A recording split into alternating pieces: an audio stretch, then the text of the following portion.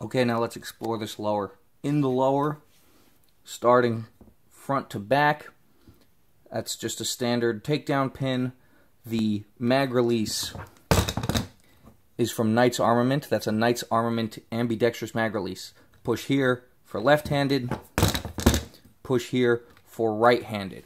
This mag release, originally this button was interfering with this right-handed bolt release. I had to take the button, turn it down a little bit in the lathe, take off about a 1/16 of an inch in diameter, in radius, about an 1/8 of an inch in diameter, blast it, send it out to be refinished, reinstalled it, now it works fine, and if you can see, there's a little bit of a gap between here and here, so that this functions no problem, and this functions no problem, and neither one is interfering with the other.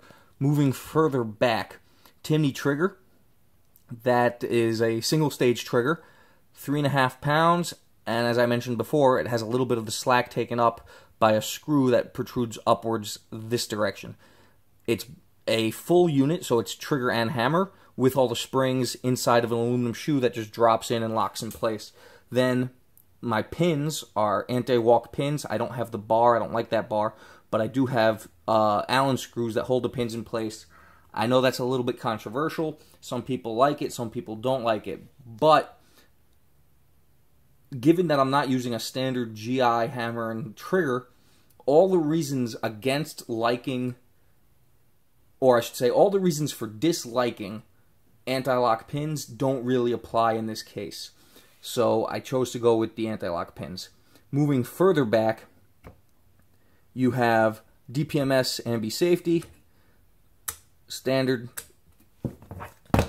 on both sides.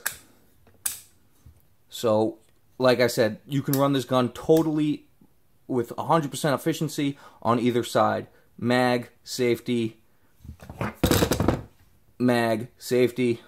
bolt release, and bolt release. Moving further back, Magpul Mo grip with the standard insert.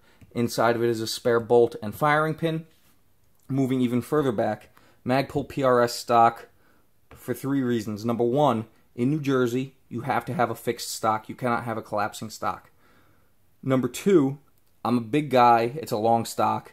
It fits my length of pull very well. Number 3, I have women's cheeks, which means I have an extremely high cheek weld. If you ever look at guns, specifically rifles, that are modeled for women and specifically marketed to women, you'll see that they all have extremely high combs. I have that same problem.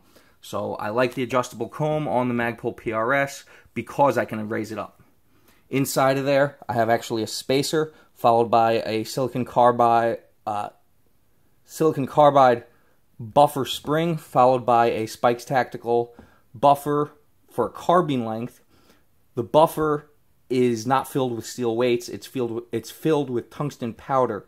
Tungsten because it's heavy, powder because it'll act like a dead blow hammer. For those of you who are too snowflake to know what a dead blow hammer is, picture throwing a hacky sack at a wall. Instead of bouncing back, it hits the wall, stops an inch from the wall on the floor.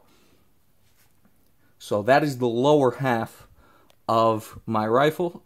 I'm going to stop it there, and then I'll run through the upper half.